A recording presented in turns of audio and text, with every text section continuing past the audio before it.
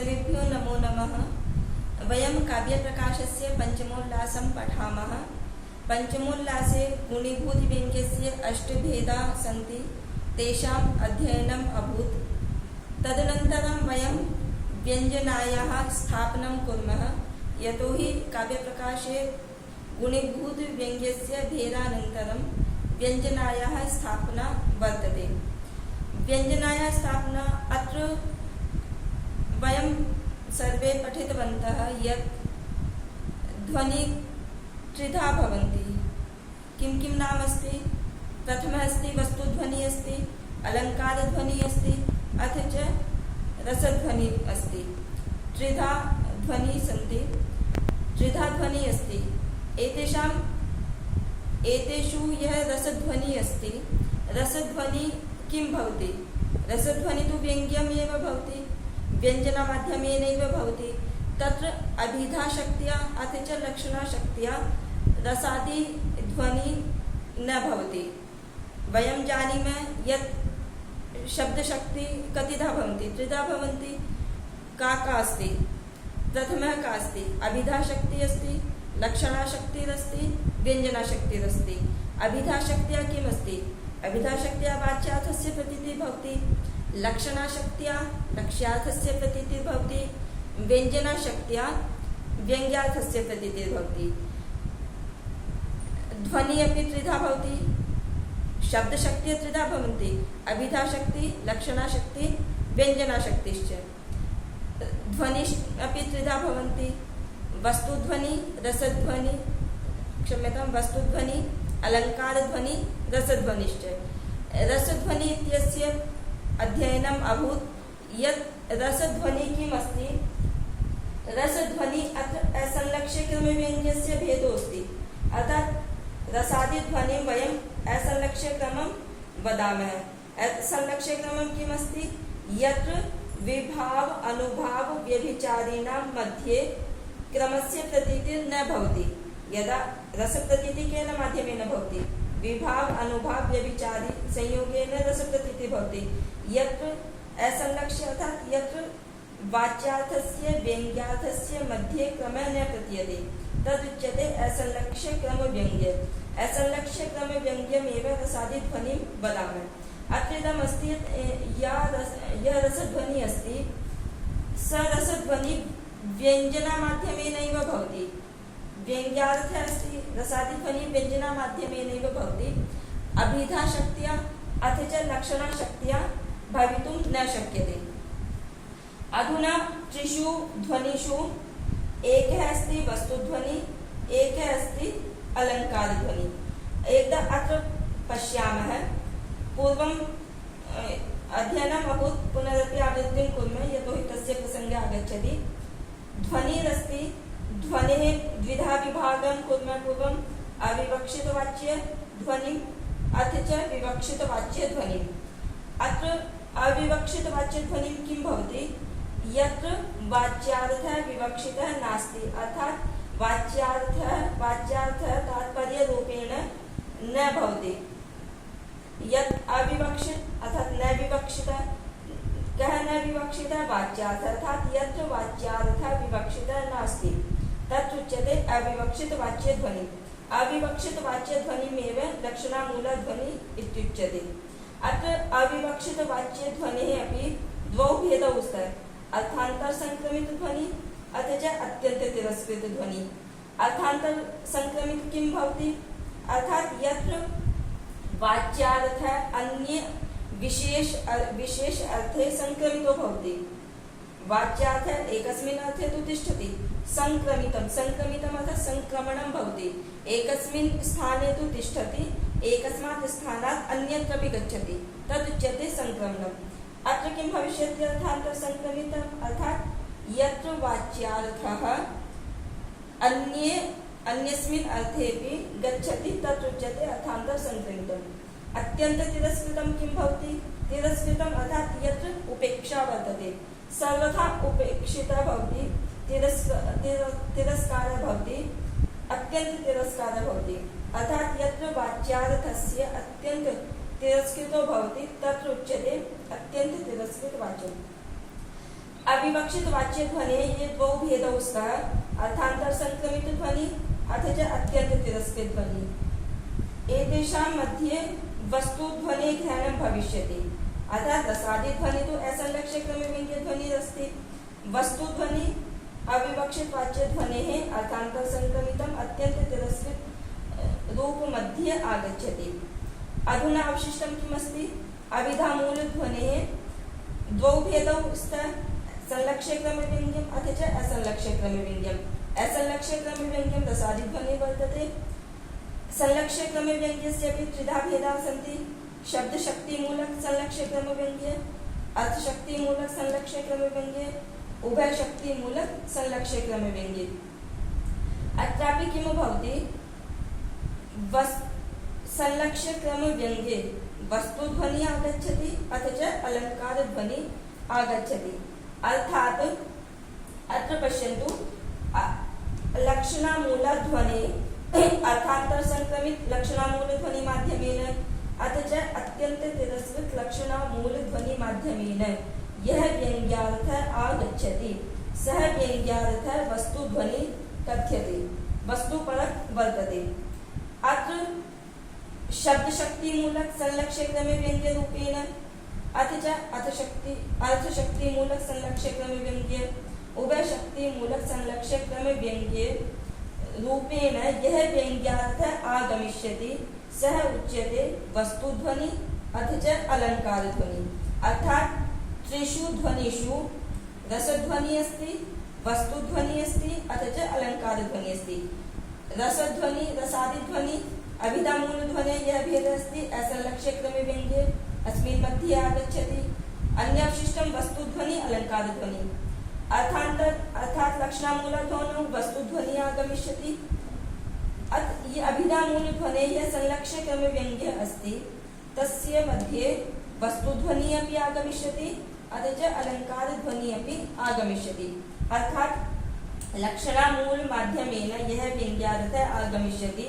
सह व्यंग्यार्थ वस्तु ध्वनि भविष्यति। वस्तु ध्वनि इति कथनं भविष्यति। अभिधा मूल ध्वनिः संलक्ष्य क्रमे व्यंग्य माध्यमेन यह व्यंग्यार्थ आगमिष्यति। सह व्यंग्यार्थ कीदृश अस्ति? भविष्यति वस्तु ध्वनि अपि भविष्यति अथ च अलंकार ध्वनि अपि भविष्यति। अलंकार ध्वनि अर्थात व्यंजना शक्त्या अलंकारस्य प्रतीतिः भविष्यति। व्यंजना माध्यमेन सहृदैः अलंकार ध्वनि इत्यस्य प्रतीतिं करिष्यन्ति। वस्तु ध्वनि किं भवति? वस्तु ध्वनि अर्थात यत्र न तु अलंकारः अस्ति न च रसः अस्ति, यत्र केवलं वस्तु मात्रम् अस्ति तदुच्यते वस्तु ध्वनि। स्पष्टमस्ति? अधुना वयम् उपरि आगच्छामः। अत्र अस्ति लक्षणामूल ध्वनौ व्यंजनायाः अनिवार्यता। यतोहि रसादि ध्वनि इत्यस्य तु अध्ययनम् अभूत्। किम् अध्ययनम् अभूत् रसादि इत्यस्य मध्ये? यत् विभाव अनुभाव व्यभिचारी भविष्यति, व्यभिचारीणां संग्रह भविष्यति, तत्रैव प्रतीति भविष्यति व्यंजना माध्यमेन। रसादि ध्वनि इत्यस्य अध्ययनं गतदिवसे पाठः अभूत्। अद्य वयं पठिष्यामः वस्तुध्वनि अथ च अलंकारध्वनि। वस्तुध्वनि वयं जानीमः यत् लक्षणामूला या ध्वनिरस्ति तदुच्यते वस्तुध्वनि। अत्र किमस्ति? लक्षणामूलध्वनौ व्यंजनायाः अनिवार्यता। अर्थात यत्र वाच्यार्थः विवक्षितः नास्ति, केवलं लक्षणा आगच्छति। लक्षणामूलध्वनौ अपि व्यंजनायाः एव अनिवार्यता अस्ति। एवं नास्ति यत् लक्षणामाध्यमेन व्यङ्ग्यार्थस्य प्रतीतिः भविष्यति। एकदा वयं द्वितीयोल्लासे गच्छामः। द्वितीयोल्लासे किम् अस्ति? लक्षणायाः एकदा आवृत्तिं कुर्मः। लक्षणा किं भवति? लक्षणा शक्ति भवति। लक्षणायाः किं लक्षणं किम् अस्ति? लक्षणायाः लक्षणं किम् अस्ति? लक्षणा एवम् अस्ति न यत् मुख्यार्थबाधे तद्योगे रूढितोऽथ प्रयोजनात् अन्योर्थो लक्ष्यते यत्सा लक्षणारोपिता क्रिया। अर्थात यत्र वाच्यार्थस्य बाधा भवति, वाच्यार्थस्य अर्थात मुख्यार्थस्य बाधा भवति, सः मुख्यार्थः अमुख्यार्थेन सह योगः भवति अथवा तत्र रूढि अथवा कोऽपि प्रयोजनं भवति तत्र या आरोपिता क्रिया भवति सा उच्यते लक्षणा। अत्र यत्र सर्वे न भविष्यन्ति, सभी चीजें नहीं होंगी, मुख्यार्थवाद नहीं होगा, मुख्यार्थ से संबंध योग नहीं होगा अथवा रूढ़ि अथवा प्रयोजन नहीं होगा, तो वहां पर लक्षणा नहीं मानी जाएगी। अब इसमें लक्षणा के अग्रे लक्षणायाः किमस्ति यत् द्वौ भेदौ आगमिष्यतः यत् स्वसिद्धये पराक्षेपः परार्थं स्वसमर्पणम् उपादानं लक्षणं चेत्युक्ता शुद्धैव सा द्विधा भवति। उपादानम् अथ च उपादान लक्षणा अथ च लक्षण लक्षणा। उपादान लक्षणा का भवति यत् स्वसिद्धये पराक्षेपः अर्थात स्वसिद्ध्यर्थं स्वकार्यस्य सिद्ध्यर्थं स्वप्रयोजनस्य सिद्ध्यर्थं यदा वयम् अन्यस्य आक्षेपं कुर्मः अर्थात अन्यस्य ग्रहणं कुर्मः तदुच्यते उपादान लक्षणा। यत्र यथा कुन्तः प्रविशन्ति स्वसिद्धये पराक्षेपः इति उच्यते उपादान लक्षणा। यथा कुन्तः प्रविशन्ति भवति, कुन्तः प्रविशन्ति किमस्ति, भाले आ रहे हैं, तदि भाले किमस्ति, निर्जीव वस्तु अस्ति। निर्जीव वस्तु क्या अपने आप आ सकती है? नहीं आ सकती ना, अर्थात यहाँ पे मुख्यार्थ का बाद हो गया। फिर वो मुख्यार्थ का बाद समझ में आ गया ना कि जो निर्जीव वस्तु है ये है, हम कहें कि ये स्टिक जो है ये आ रही है, तो क्या ये स्टिक जा सकती है? नहीं जा सकती ना।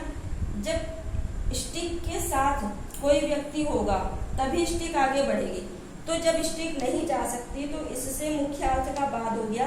फिर ये जो है मुख्यार्थ जो है ये अमुख्य, अर्थात अमुख्य क्या होगा, जिसके हाथ में ये छड़ी है वो अमुख्य अर्थ होगा। तो वो अमुख्य अपने प्रवेश की सिद्धि के लिए ये जो अमुख्य अर्थ पुरुष का आक्षेप कर लेगा, पुरुष का ग्रहण कर लेगा, अर्थात अपने अर्थ की सिद्धि के लिए, अपने प्रवेश रूप क्रिया की सिद्धि के लिए ये जो दूसरा पुरुष का जिसको इसने हाथ में ले रखा है उस पुरुष का ये ग्रहण करेंगे, अर्थात स्वसिद्धये पराक्षेप, अर्थात ये अपने अर्थ की सिद्धि के लिए मेरा ग्रहण करेंगे। तो ये हो गया उपादान लक्षणा। लक्षण लक्षणा क्या होता है? लक्षण लक्षणा होता है कि जहां पर परार्थम स्वसमर्पणम अर्थात पर अर्थम अर्थात दूसरे के लिए जब हम स्वसमर्पणम अर्थात अपने अर्थ का जब हम त्याग कर देते हैं, जब हम दूसरे के लिए ही समर्पित हो जाते हैं, अपना बिल्कुल सर्वथा त्याग कर देते हैं, वो होता है लक्षण लक्षणा। जैसे गंगायाम घोषय था, तो गंगायाम घोषय में क्या अर्थ था? गंगायाम घोषय का मुख्य अर्थ क्या है? गंगायाम घोषय का मुख्य अर्थ है जल प्रवाह। तो गंगायाम घोष का क्या अर्थ है? बस्ती होना, घर होना। तो क्या गंगा के घोष पर, गंगा के प्रवाह पर, जो गंगा का प्रवाह हो रहा है, क्या उस पर घर हो सकता है? नहीं हो सकता ना। तो सबसे पहले ये मुख्य अर्थ का बाद हो गया, यानी कि गंगायाम घोषय में गंगा का जो मुख्य अर्थ है वो जल प्रवाह है, उस जल प्रवाह पर घर नहीं हो सकता, ये मुख्य अर्थ का बाद हो गया। फिर ये मुख्य अर्थ जो जल प्रवाह है ये अपने से संबंध अमुख्य अर्थ का संबंध स्थापित करेगा। अमुख्य अर्थ क्या है? तटरूप। तो वो लक्षणा शक्ति के द्वारा उसको ग्रहण करेगा। फिर शैत्य पावनत्वादि के प्रयोजन की प्रतीति के लिए हम व्यंजना को लाएंगे। तो यहाँ पर यह है कि व्यंजना को जो हम लाते हैं, भाई हमारा प्रयोजन क्या है? शैत्य पावनत्वादि को बताना। तो उस शैत्य पावनत्वादि को बताने के लिए ही हम लक्षणा का प्रयोग करते हैं, लक्षणा को लाते हैं।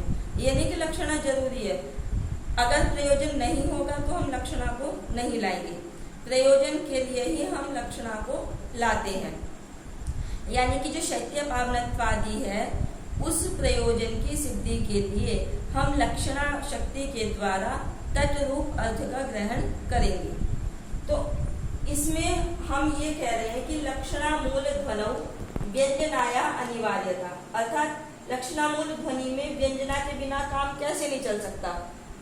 ये कह रहे हैं कि अर्थांतर संक्रमित अत्यंत तिरस्कृत वाच्यो कि जो लक्षणामूल ध्वनि में के हमने कितने भेद किए थे, 2 भेद किए थे, एक तो अर्थांतर संक्रमित और एक अत्यंत तिरस्कृत वाच्यार्थ का जो वस्तु मात्र रूपम व्यंग्यम, जो वस्तु मात्र रूप व्यंग्यार्थ निकलता है, मतलब व्यंग्य के बिना लक्षणा एवं न भवति, कि लक्षणा नहीं हो सकते, इति प्राक प्रतिपादितम, ऐसा प्राक यानी कि पहले प्रतिपादित किया जा चुका है।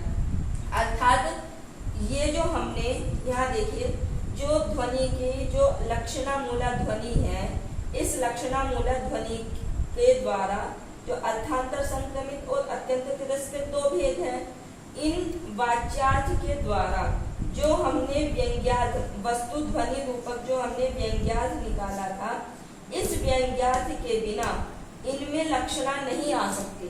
अर्थात यहाँ पर प्रमुख क्या हो गया, वस्तु ध्वनि। अगर वस्तु ध्वनि होगी, अगर व्यंग्यार्थ होगा, तभी लक्षणा आएगी, तभी लक्षणा की उसकी स्पष्टता है, यानी कि उसका महत्व है। अगर व्यंग्यार्थ नहीं आएगा, वस्तु ध्वनि नहीं निकलेगी, तो लक्षणा आने का कोई प्रयोजन नहीं है, लक्षणा व्यर्थ है। इसी बात को यहाँ पर बताया है कि अर्थांतर संक्रमित अत्यंत तिरस्कृत वाच्यो, अर्थात अर्थांतर संक्रमित और अत्यंत तिरस्कृत वाच्यार्थ से जो मतलब अत्यंत तिरस्कृत जो लक्षणामूलक है, उससे जो वस्तु मात्र रूप व्यंग्यम बिना, वस्तु मात्र यानी कि वस्तु ध्वनि रूप जो व्यंग्य है, उसके बिना लक्षणा एवं न भवति, कि उसके बिना लक्षणा नहीं हो सकती, इति प्राक प्रतिपादितम, यह पहले प्रतिपादित किया जा चुका है। ये मैंने आपको बता दिया कि व्यंग्य के बिना लक्षणा कैसे नहीं प्रतिपादित की जा सकती। जैसे गंगायाम घोषय हमने किया था, गंगायाम घोषय में भाई किसी ने कहा कि मुझे बहुत गर्मी लगती है, दूसरे वाला क्या कहता है कि मुझे गर्मी नहीं लगती। क्यों नहीं लगती? क्योंकि मेरा घर तो गंगा में ही है। तो उसका प्रयोजन क्या है? शैत्य पावनत्वादि की प्रतीति कराना ही उसका प्रयोजन है ना।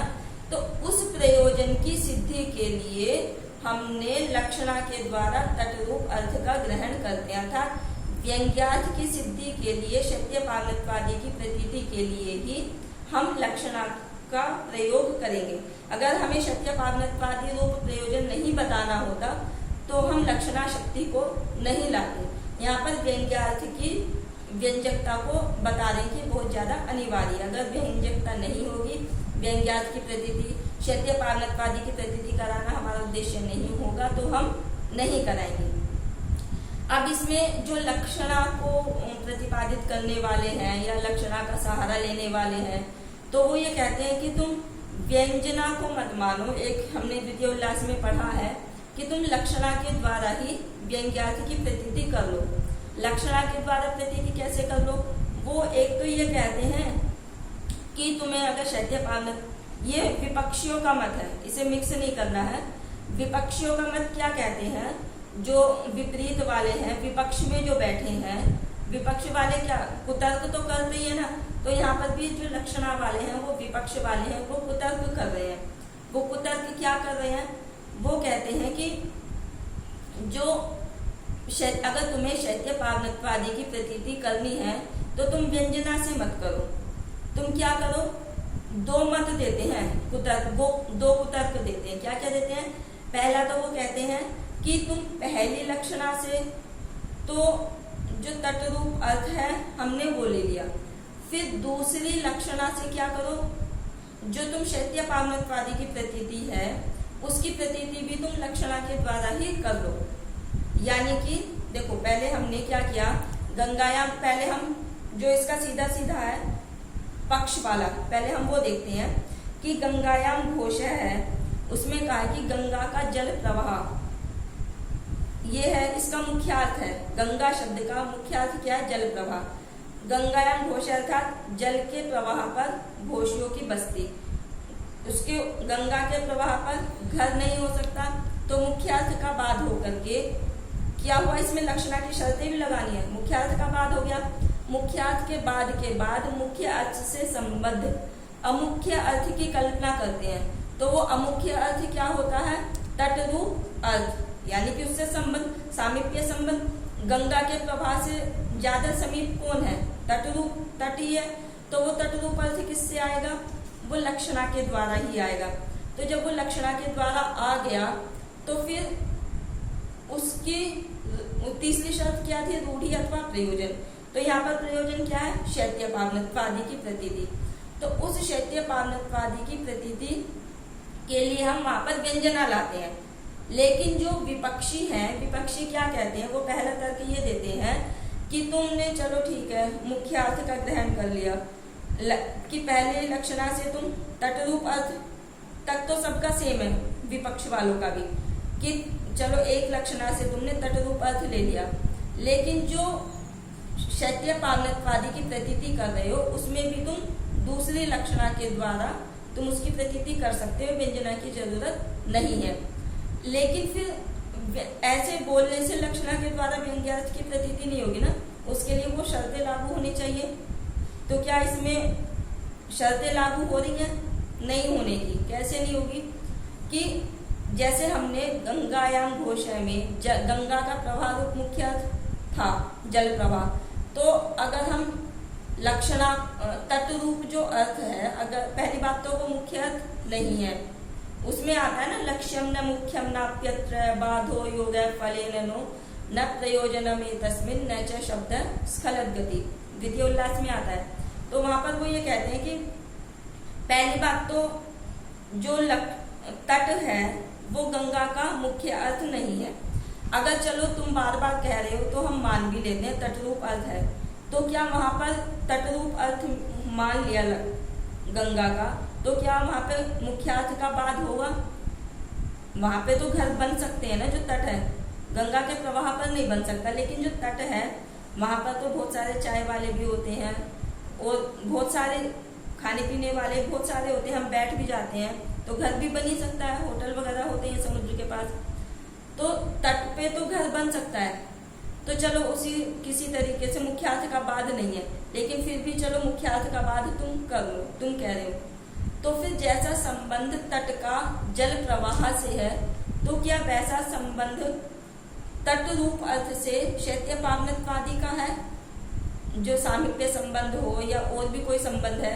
नहीं है ना, तो हम उसको नहीं कर सकते। मान लो किसी तरीके से मान भी लो कि वो लक्षणा के द्वारा आ गया, तो हमने शैत्य पावनत्वादि को लक्ष्यार्थ मान लिया, तो लक्ष्यार्थ मानने के बाद कुछ और प्रयोजन मानना पड़ेगा, फिर जो प्रयोजन माना है उसको लक्ष्यार्थ मानेंगे तो और प्रयोजन, मतलब प्रयोजन पे प्रयोजन मानते चले जाएंगे, तो इससे क्या हानि होगी, ये विपक्षी लोग कह रहे हैं। लेकिन अगर पक्ष वाले मम्मट वगैरह अगर उनके कुतर्कों को मानते हैं तो क्या होगा, इससे अनवस्था का दोष हो जाएगा, जो मूल का ही नाश करने वाला होगा। मूल अर्थात जो हमारा शैत्य पावनत्वादि की प्रतीति कराना है उसका वो नाश हो जाएगा, इसलिए हम उसको लक्षणा के द्वारा प्रतीति नहीं कर सकते। अर्थात यहाँ पर कहने का तात्पर्य ये है कि जो यहाँ व्यंग्यार्थ की प्रतीति हो रही है वो न तो अभिधा के द्वारा हो सकती है और न लक्षणा के माध्यम से हो सकती है। यहाँ पर जो व्यंग्यार्थ की प्रतीति है वो व्यंजना के द्वारा ही होगी। अब इसमें हम एक तो इन्होंने लक्षणामूलक ध्वनि में ही इन्होंने अर्थांतर संक्रमित बोला है और एक अत्यंत तिरस्कृत बोला है। इसके भी उदाहरण देखो, हमने अर्थांतर संक्रमित और अत्यंत तिरस्कृत के उदाहरण कहाँ पढ़े हैं? चतुर्थ उल्लास में पढ़े हैं। अर्थांतर संक्रमित क्या है कि जहाँ पर वाच्यार्थ अपने उसमें अनुपपन्न होकर दूसरे अर्थ में संक्रमित हो जाता है। इसका उदाहरण क्या आता है? ये आता है ना कि त्वामस्मि वच्मि विदुषाम समवायो प्रतिष्ठति आत्मीया मतिमास्थाय स्थितिमत्र विधेहित। इसका तात्पर्य क्या है कि पिता जो है वो अपने बच्चे के साथ जा रहा है, किसी विद्वान की सभा में जाता है, तो वो क्या कहता है कि त्वाम अस्मि, त्वाम यानी कि तुझको, अस्मि यानी कि मैं, वच्मि यानी कि कहता हूँ। अस्मि वैसे क्रिया है, लेकिन यहाँ पर जहाँ पर हूँ क्रिया होता है तो कर्ता का अपने आप ग्रहण हो जाता है कि त्वामस्मि वच्मि, कि मैं तुझको कहता हूँ, कि यहाँ पर क्या है, विद्वानों का समुदाय बैठा हुआ है, इसलिए अपनी स्थिति, अपनी बुद्धि को स्थिर करके यहाँ पर बैठना, अर्थात कुछ ऐसा कुछ अनर्थ न बोल देना या जिससे तुम उपहास के पात्र बनो।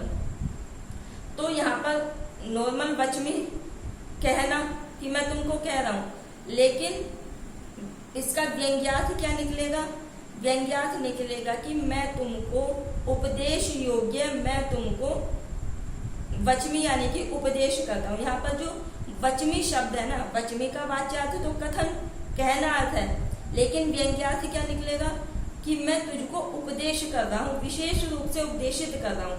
तो ये जो व्यंग्यार्थ आता है, ये व्यंग्यार्थ भी ना तो लक्षणा से आता है, अभिधा से तो आएगा ही नहीं, क्योंकि अभिधा तो पहले ही तिरस्कृत है, वाच्य ही नहीं है। तो यहाँ पर लक्षणा के द्वारा जो उपदेश रूप अर्थ है वो वाच्या लक्षणा के द्वारा तो आया नहीं, वो किसके माध्यम से आया है, व्यंजना के द्वारा ही आया है। मतलब यहाँ पर व्यंजना की स्थापना की जा रही है। तो ये बताया जा रहा है कि जो व्यंग्यार्थ आता है वो व्यंजना शक्ति के द्वारा ही आता है। ऐसे ही जो अत्यंत तिरस्कृत है, अत्यंत तिरस्कृत का भी कि जहां पर वाच्यार्थ बिल्कुल तिरस्कृत हो जाए, बिल्कुल उपेक्षित हो जाए। इसका उदाहरण क्या पढ़ा था हमने, इसका उदाहरण पढ़ा था कि उपकृतम बहुतत्र किमुच्यते सुजनिता प्रथिता भवता परम विदधदीदृशमेव सदा सखे सुखितमास्व ततः शरीराम शतम। इसमें क्या है, जो वक्ता है वो क्या कह रहा है कि उपकृतम बहु, कि तुमने मेरा बहुत ज्यादा उपकार किया है। इस बारे में क्या कहा जाए कि तुमने ऐसा किया है कि जो एक सुमित्र, अच्छे मित्र के द्वारा किया जाना चाहिए, तुमने ऐसा कार्य किया है कि उपकृतम बहु तत्र किमुच्यते, उपकृतम कि तुमने मेरे ऊपर बहुत ज्यादा उपकार किया है, किमुच्यते उस विषय में, तो उस उपकार के विषय में तो क्या कहा जाए कि जैसे सखा को करना चाहिए वैसा ही तुमने किया है। और क्या है कि तुम ऐसा करते हुए 100 सालों तक जियो।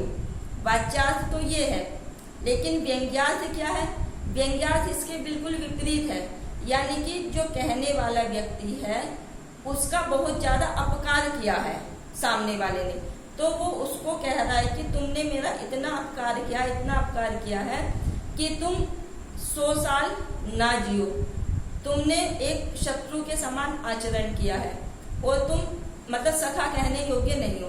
तो वो अपकार को दर्शाना चाह रहा है, लेकिन कह किसमें रहा है कि तुमने बहुत ज्यादा उपकार किया। इसका वाच्यार्थ जो है वो मतलब यहाँ पर जो लक्षणार्थ निकला है कि ये लक्षणा के द्वारा नहीं आया है, जो व्यंग्यार्थ आया है कौन सा, अपकार करने वाला। अपकार करने वाला जो व्यंग्यार्थ है ये भी व्यंजना शक्ति के द्वारा ही आया है। इस व्यंग्यार्थ की प्रतीति के लिए ही हमने यहाँ पर लक्षणा लगाई है, क्योंकि आगे ये भी कहा है कि वस्तु मात्र रूप जो व्यंग्य के बिना लक्षणा नहीं आ सकती, यानी कि अपकार रूप व्यंग्यार्थ यहाँ पर क्या है, वस्तु मात्र है। इस वस्तु मात्र व्यंग्यार्थ के बिना हम लक्षणा को नहीं लगा सकते। ये यहाँ पर लक्षणा मूलक ध्वनि में हमने व्यंजना की अनिवार्यता पढ़ी है। मुझे लगता है स्पष्ट हो गया होगा ये। इसके बाद अभिधा मूल ध्वनि में हम व्यंजना की अनिवार्यता पढ़ेंगे, क्योंकि ध्वनि के 2 भेद थे ना, लक्षणा मूला और अभिधा मूला। हमने लक्षणा मूला के अर्थांतर संक्रमित और अत्यंत तिरस्कृत का अध्ययन कर लिया।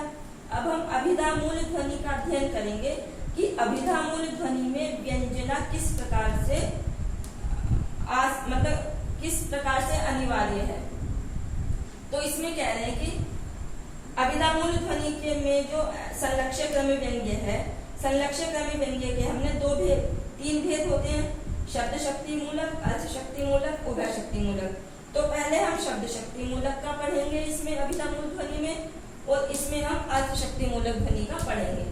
तो अभिधा मूल ध्वनि में जो शब्द शक्ति मूलक है, इसमें क्या कह रहे हैं कि शब्द शक्ति मूलेतु, यानी कि जो शब्द शक्ति मूलक है ध्वनि है उसमें अभिधाया नियंत्रणेन, कि अभिधा शक्ति के द्वारा एक अर्थ नियंत्रित हो जाने पर अनभिधेयस्य यानी कि जो अभिधा शक्ति के द्वारा नहीं कहा गया है, यानी कि अवाच्यार्थ रूप जो अर्थांतरस्य जो अनभिधेय अन्य अर्थ है, ये तो हो गया वो वस्तु ध्वनि वाला। फिर तेन सह उपमादेह अलंकारस्य निर्विवादम व्यंग्यत्वम्, कि उसके साथ उपमा आदि अलंकार का जो व्यंग्यत्व है वो तो निर्विवाद ही है। अर्थात अलंकार ध्वनि और वस्तु ध्वनि दो चीज है ना इसमें। तो अभिधा मूल ध्वनि में देखो भाई, अभिधा मूल ध्वनि के जो संलक्ष्य क्रम व्यंग्य है,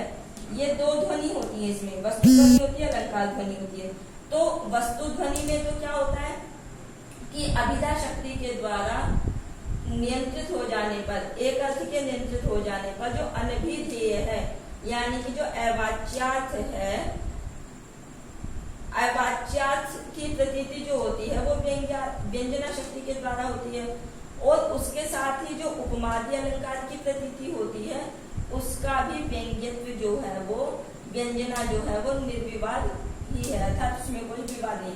देखो इसे हम ऐसे पढ़ते हैं, तो यहाँ तो मैं शायद थोड़ा क्लिष्ट लग रहा होगा, इसे समझने के लिए हमें द्वितीय उल्लास में जाना पड़ेगा। हमने द्वितीय उल्लास में व्यंजना पढ़ी थी। व्यंजना कितने प्रकार की होती है? दो प्रकार की, एक शाब्दी व्यंजना होती है, एक आर्थी व्यंजना होती है। शाब्दी व्यंजना को पढ़ेंगे। शाब्दी व्यंजना एक अभिधा मूला होती है। तो अभिधा मूला में क्या है?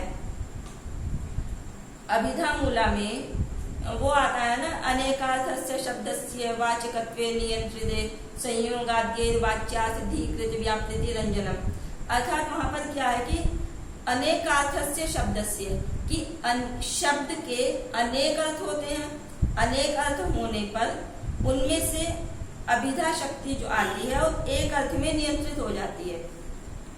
ये हो गया अभिधा शक्ति, नियंत्रित हो गई।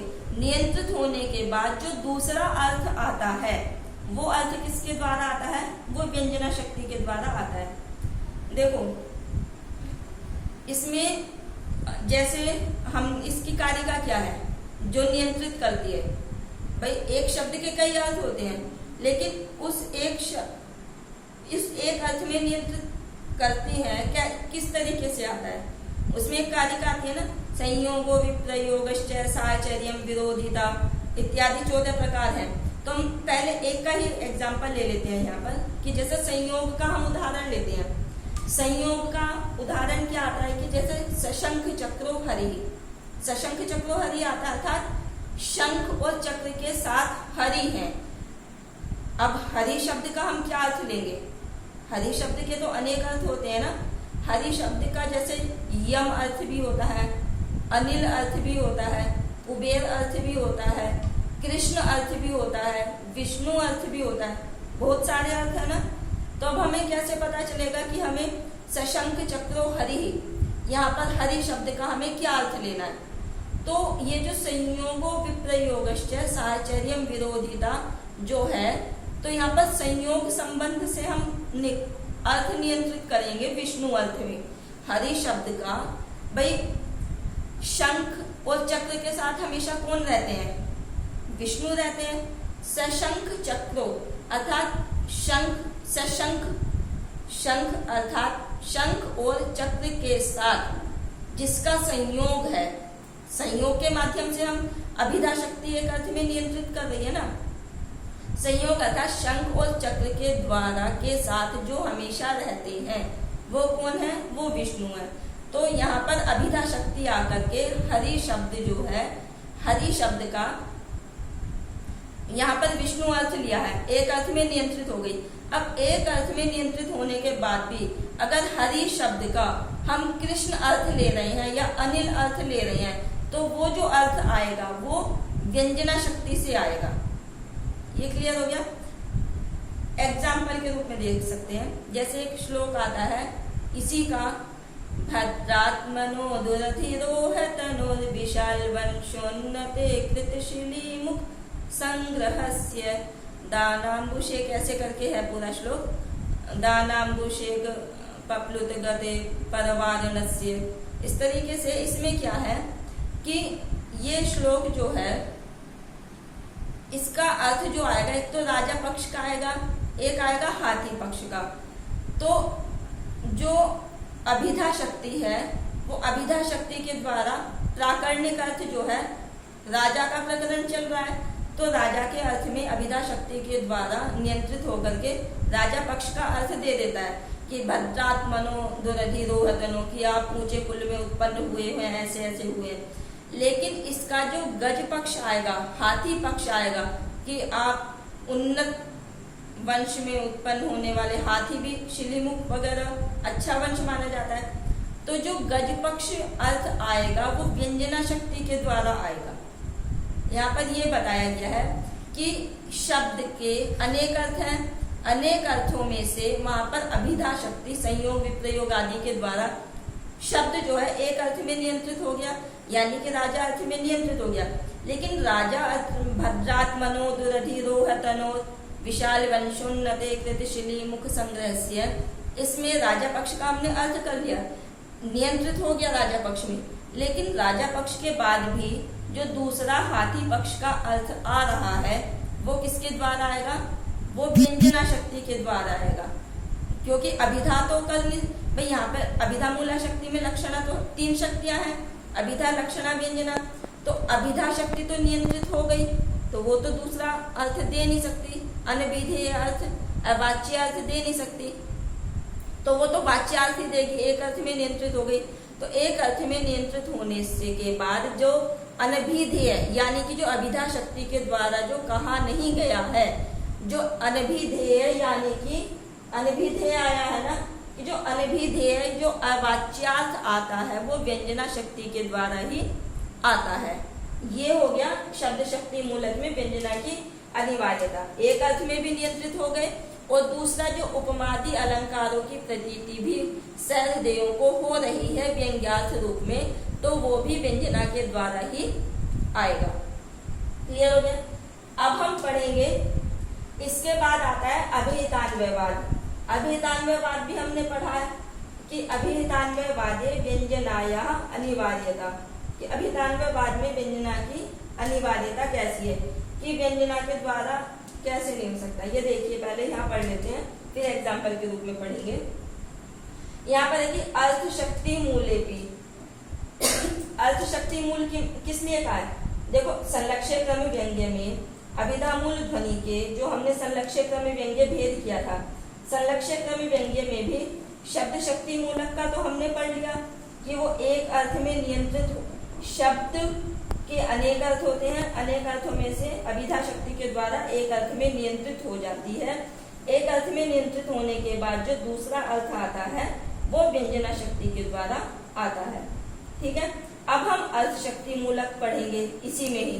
जैसे शब्द शक्ति मूलक में वस्तु ध्वनि और अलंकार ध्वनि दोनों ही व्यंग्यार्थ होता है, ऐसे ही अर्थ शक्ति मूलक ध्वनि में भी वस्तु ध्वनि और अलंकार ध्वनि दोनों ही व्यंग्यार्थ होंगे। अब इसमें अर्थ शक्ति मूलक क्या है कि अर्थ शक्ति मूले भी, अर्थात जो संलक्ष्य क्रम व्यंग्य ध्वनि का जो भेद है अर्थ शक्ति मूल में, विशेषे संकेत कर्तुम न युज्यते, कि विशेष रूप से संकेत नहीं किया जा सकता। जब विशेष रूप से संकेत नहीं किया जा सकता तो सामान्य रूपाणाम पदार्थानाम आकांक्षा सन्निधि योग्यता वशात परस्पर संसर्ग होता है। यत्र अपदार्थोपि विशेष रूपो वाक्यार्थ तत्र अभिहितान्वय वादे का वार्ता व्यंग्यस्य अभिधेयता। इसमें ये कह रहे हैं, देखो हमने द्वितीय उल्लास में ये पढ़ा था, हमने पहले 3 शक्ति मानी थी, अभिधा शक्ति, लक्षणा शक्ति, व्यंजना शक्ति। उसके बाद मीमांसक जो है वो एक चतुर्थ शक्ति को भी मानते हैं। क्या नाम है उसका? तात्पर्य शक्ति। तात्पर्य शक्ति, तात्पर्यार्थोपि केषुचित आता है ना द्वितीय उल्लास में, वहां पर केषुचित का क्या अभिप्राय है? केषुचित अर्थात जो मीमांसक है।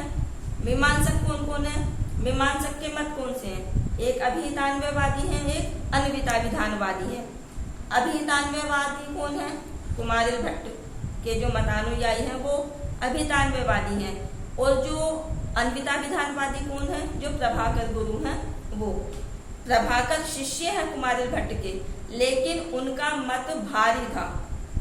जो प्रभाकर शिष्य थे उनका मत अपने गुरु से भारी था। भारी का मतलब अधिक महत्व का था, इसलिए प्रभाकर के साथ गुरु शब्द का प्रयोग किया जाता है शिष्य होने पर भी। इससे यह ना समझ लेना कि प्रभाकर गुरु थे और कुमारिल शिष्य थे, ऐसा नहीं है। कुमारिल भट्ट गुरु थे और उनके शिष्य प्रभाकर गुरु थे।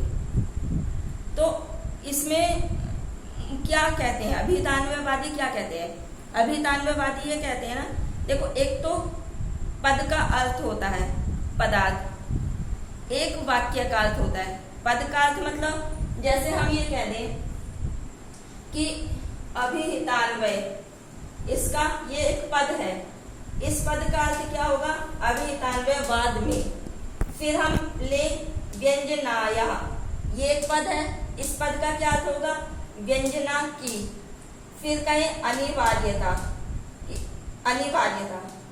अब ये पद का अर्थ जो है वो पदार्थ कहलाता है, और अभिहितान्वयवादे व्यंजनाया अनिवार्यता, इस पूरे वाक्य का जो अर्थ होता है वो कहलाता है वाक्यार्थ। ये दो चीजें क्लियर करनी चाहिए। हमने पद का अर्थ पदार्थ क्या है? पदार्थ क्या है? कि जो पद का अर्थ होता है वो पदार्थ कहलाता है। कैसे? जैसे अभिहितान्वयवादे, ये पद है, इस पद का अर्थ क्या हो गया? अभिहितान्वयवाद में। इतना हो गया, खत्म मामला। फिर हमने दूसरा पद लिया, मतलब इनका आपस में भी संपर्क नहीं है, अलग अलग देख करके चलो। फिर व्यंजनाया, ये पद है, इस पद का अर्थ क्या है? व्यंजना की। फिर ये पद लो अनिवार्यता की, अनिवार्यता, ये पद का अर्थ है, यानी कि ये विशेष नहीं है, ये अविशेष है। तो इसमें जो है ये तो पद का अर्थ है, लेकिन वाक्यार्थ क्या है? वाक्यार्थ है अभिहितान्वयवादे व्यंजनाया अनिवार्यता। तो जो अभिहितान्वयवादी हैं, जो कुमारिल भट्ट हैं, वो क्या कहते हैं? वो ये कहते हैं कि पदों से केवल पद का अर्थ निकलता है, वाक्य का अर्थ नहीं निकल सकता। अपने आप जो पद है उस पद से केवल अभिहितान्वयवादे से अभिहितान्वयवाद में केवल इतना अर्थ निकलेगा। ऐसा नहीं होगा कि हम पूरी लाइन पढ़ ले, तो पूरी लाइन पढ़ने के बाद भी प्रत्येक पद अपना अपना अर्थ देगा, पूरे वाक्य का अर्थ नहीं देने का। क्लियर होना ना? पद का अर्थ अलग है, भाई पद तो एक हो गया और वाक्य कई पदों का समूह होता है। तो अभिहितान्वयवादी ये कहते हैं कि जो शक्तियां हैं कि पद से केवल पदार्थ का बोध होता है, पूरे वाक्यार्थ का बोध नहीं होता। उस पूरे वाक्यार्थ का बोध कराने के लिए हमें तात्पर्य रूपी एक शक्ति को मानना पड़ेगा। वो उसमें क्या करेगी? आकांक्षा योग्यता सन्निधि के माध्यम से उनमें परस्पर संसर्ग होगा, परस्पर संबंध स्थापित होगा। परस्पर संबंध स्थापित होने के बाद ही हमें वाक्यार्थ मिलेगा। यानी कि इस वाक्यार्थ की प्रतीति कराने के लिए हमें चतुर्थ शक्ति को ग्रहण करना पड़ेगा, और वो है तात्पर्य शक्ति।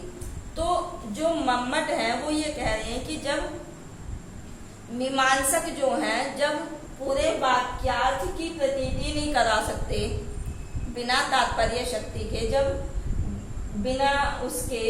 बिना आकांक्षा योग्यता सन्निधि के, अगर वो पूरे वाक्यार्थ की ही प्रतीति नहीं करा सकते तो वो व्यंग्यार्थ की प्रतीति कैसे करा सकते हैं? नहीं करा सकते ना। व्यंग्यार्थ की प्रतीति करा ही नहीं सकते। व्यंग्यार्थ की प्रतीति कराने के लिए व्यंजना की ही जरूरत पड़ेगी। देखो अब इसमें देखते हैं विशेष का मतलब क्या है।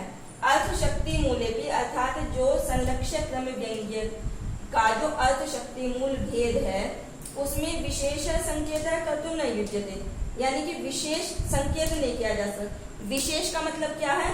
इस पूरे वाक्य का अर्थ, यानी कि इस पूरे वाक्य का अर्थ नहीं किया जा सकता। विशेष का मतलब पूरे वाक्य का अर्थ नहीं किया जा सकता। इति सामान्य रूपाणाम पदार्थानाम, मतलब कि जो सामान्य रूप पदार्थ हैं उनका विशेष सामान्य रूप पदार्थ क्या है? सामान्य रूप पदार्थ मतलब अभिधान्वयवाद है, इसका सामान्य रूप क्या? अभिधान्वयवाद में ये सामान्य रूप पदार्थ है, इसका विशेष अर्थ नहीं क्या है, मतलब ये समझो अविशेष होगा, पद से पदार्थ का केवल बोध हो रहा है, ये अविशेष है। विशेष क्या है? पूरे वाक्य का जो अर्थ की प्रतीति हो रही है वो विशेष है। तो ये यही कह रहे हैं कि जो सामान्य रूप पदार्थ है उसका विशेष रूप से संकेत नहीं किया जा सकता। किसके बिना नहीं किया जा सकता? जब तक आकांक्षा, योग्यता और सन्निधि के द्वारा परस्पर संसर्ग नहीं होगा तब तक हम विशेष अर्थ यानी कि पूरे वाक्यार्थ की प्रतीति नहीं कर सकते। यत्र अपदार्थो भी विशेष रूपो वाक्यार्थ, कि जहां पर अपदार्थ यानी कि जो पद का अर्थ नहीं है, पद का अर्थ नहीं है मतलब विशेष रूप कौन है? पूरा वाक्यार्थ।